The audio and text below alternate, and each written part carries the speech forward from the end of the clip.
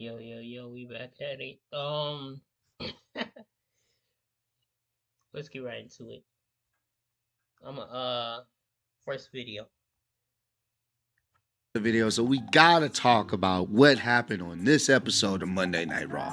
And this episode was primarily based on the hatred between two individuals, that is CM Punk and Seth Rollins. Tonight, they main evented the show in a steel cage match. And I'm gonna talk about this first because I know a lot of people are gonna be buzzing about how the show ended. This was a fun match. This was a fantastic match. This was a match that they could have put on any PLE. Hell, if they wanted to put this on WrestleMania, they could have. This was good. Really, really good. And what I mean by they could have put this on WrestleMania is for the simple fact that it didn't even matter what the stipulation was. These guys, their storytelling and their hatred for each other is so believable and so good that you can put this on any show and most likely this will main event and most likely people will want to watch it.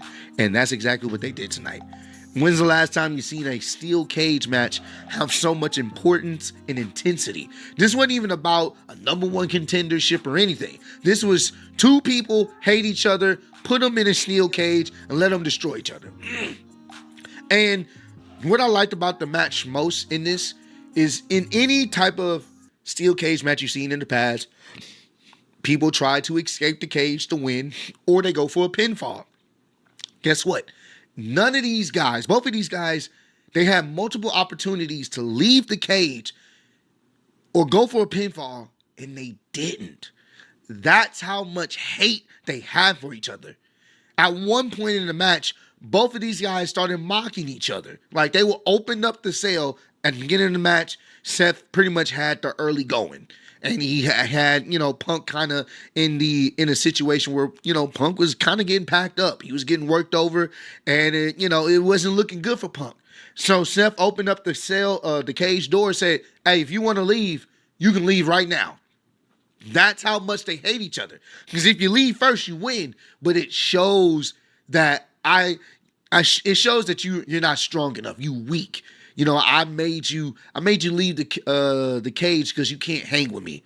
And then CM Punk started to get a little bit of an advantage as well, and he did the same thing to Seth. You can leave whenever you want to.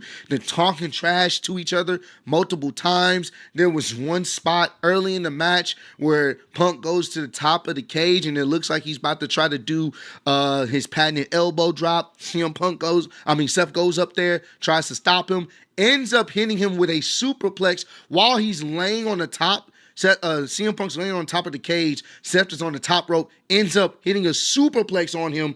Beautiful spot, still kicked out. I mean, these guys are kicking out of their finishers like their regular moves. You had Seth kicking out of like 3 GTSs and a stomp of his own. CM Punk hit a stomp on him, which is, they're stealing each other's move. There was a great moment where Seth is looking at the WrestleMania sign and he puts CM Punk in the STF, the same move that John Cena put on to CM Punk to cause him to pass out at the Elimination Chamber. So he was trying to get the same thing, but then CM Punk was able to reverse it into the Anaconda Vice. And then, it was just the storytelling back and forth with these guys of how much they hate each other, man. This was so fantastic. Even while he had him in the Anaconda Vice, he's talking trash to him. They're being disrespectful. I mean, there was so many near falls in this match. With, like I said, CM Punk hit Seth with 3 GTSs in his own stomp. And then, I want to say, Seth Rollins ended up hitting CM Punk with multiple stomps, and he hit him with a GTS. Now, we get to the end of the match. The cage door was open, and there was a point in the match where Seth had an opportunity to leave. He had an opportunity to walk out the cage, but he didn't, because once again, he hates him so much. So he goes to like the second rope, and he ends up hitting a super stomp on Seth Rollins. It looks like it's over. It looks like it's done. This is it. He sits back down or whatnot. and he's just kind of admiring what he did. You hear something in the background, you hear a loud, a crowd is popping. You kind of figured it was Roman, and guess who it was? It was the OTC, the tribal chief himself. Roman Reigns drags Seth out the ring and throws him onto the ground. Obviously, this caused Seth Rollins to win the match. So Seth wins the match, not because he wanted to get out the cage, it's because Roman Reigns dragged him out the cage and Seth's feet hit the ground first. So then at that point, Roman starts packing him up. Attacking him, hitting him with the spear. And then Roman hit Seth with his own curb stomp Seth right on the outside floor. And then he was about to hit Seth with looks like another curb stomp onto the steel steps. He was about to end him. He was about to end it, but that's when the officials came out there to break it up and stop Roman Reigns. But then Roman's looking in the ring, and he looks and he sees Paul Heyman comforting and helping up CM Punk. And all this was good. Roman gets inside the cage, and he ends up attacking CM Punk, throwing him up against the steel cage, and then hits him with a spear and packed up CM Punk in the steel cage and put up the ones. And I'm like, this is going to be fantastic. Ladies and gentlemen, that was the best possible way you could have ended the show. I know a lot of us was expecting Roman to come out there. Obviously it was great to see him out there. He ended up inadvertently helping Seth Rollins win the match. CM Punk lost the match because of Roman Reigns. Not only did he pack up Seth Rollins, he packed up CM Punk. And ladies and gentlemen, it looks like we're heading for a triple threat match at WrestleMania. These guys are going to try to destroy each other. They all hate each other as equally as much. This is fantastic. The storytelling with all of these guys is going to be fantastic. We got the guy in CM Punk that ultimately helped create the Shield itself. We got Roman Reigns and Seth Rollins. Shield brethren. Seth betraying Roman Reigns and creating the monster that we had in the Tribal Chief. Like the story there. Then you got Paul Heyman and his concern for CM Punk, but also his concern for Roman Reigns. Like, there's so many storylines that they're going to be able to tell here. It's going to be fantastic, bro. This is truly going to be a WrestleMania-worthy match. Hell, this could main event night one if you wanted it to. This is going to be great. And I can't wait to see the weeks leading up, the promos between CM Punk and Roman. CM Punk's going to be pissed. CM Punk is going to be really pissed, and I can't wait to see how all of this plays out, man. Next, I want to talk about Cody Rhodes. Cody Rhodes did appear on the show, and he had a promo segment. I already know in the comments, but wait, Ross, you gotta be patient. I already know. I'm gonna first say this. I did enjoy Cody's promo. I enjoyed this one a little bit more than I enjoyed the one from Friday night. The reason why I enjoyed this promo a little bit more is for the simple fact that he was very direct to John Cena. And I believe they're going to have their face-to-face next week on Monday Night Raw. So I'm looking forward to that. That's when I do expect things to really increase and intensify.